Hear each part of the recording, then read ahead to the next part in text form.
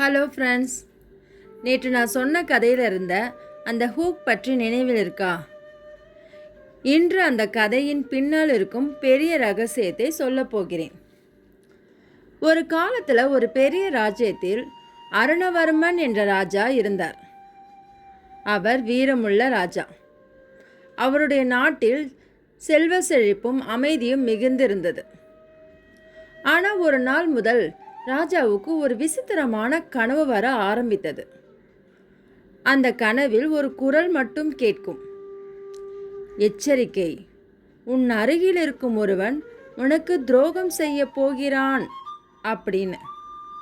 முதல் நாள் ராஜா அதை சாதாரண கனவாக எடுத்தார்.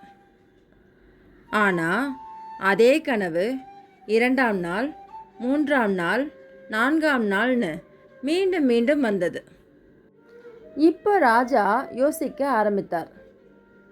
என் அருகில் யாரை நான் சந்தேகப்படுவது?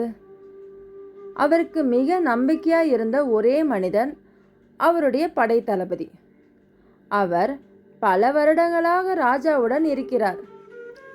ராஜா மனதில் நினைத்தார், இவரை நான் எப்படி சந்தேகப்பட முடியும்?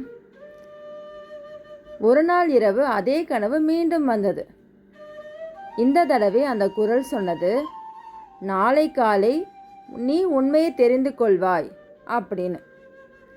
அடுத்த நாள் காலை அரண்மனையில் ஒரு கூட்டம் நடந்தது. அந்த நேரத்தில் ஒரு சிப்பாய் ஓடி வந்து ஒரு செய்தி சொன்னான். ராஜாவே, நேற்று இரவு அரண்மனைக்குள் யாரோ ரகசியமாக வந்திருக்கிறார்கள். அவர்கள் விசாரணை செய்தார்கள். அப்போ ஒரு ரகசியம் தெரிய வந்தது.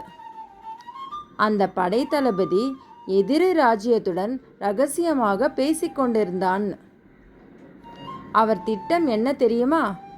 ஒரு நாள் இரவு ராஜாவை கொன்று ராஜ்யத்தை கைப்பற்றுவது.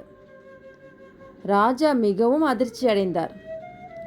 அவர் சொன்னார், நான் உன்னை என் சகோதரன் மாதிரி நம்பினேன். நீ இப்படி செய்வாய் என்று நினைக்கவே இல்லை. அந்த தளபதி தலை குனிந்தார். அந்த நாள் ராஜா ஒரு விஷயம் புரிந்து கொண்டார். எல்லா எதிரியும் வெளியிலிருந்து வரமாட்டார்கள். சில நேரம் நம்ம அருகிலிருந்தே வருவார்கள். இந்த கதையிலிருந்து ஒரு பாடம், நம்பிக்கை முக்கியம், ஆனால் அறிவு அதை விட முக்கியம். இந்த கதை பிடிச்சிருந்தால் லைக் பண்ணுங்க. இன்னும் சுவாரஸ்யமான கதைகளை கேட்க சப்ஸ்கிரைப் பண்ணுங்க. இது உங்கள் சத்யா.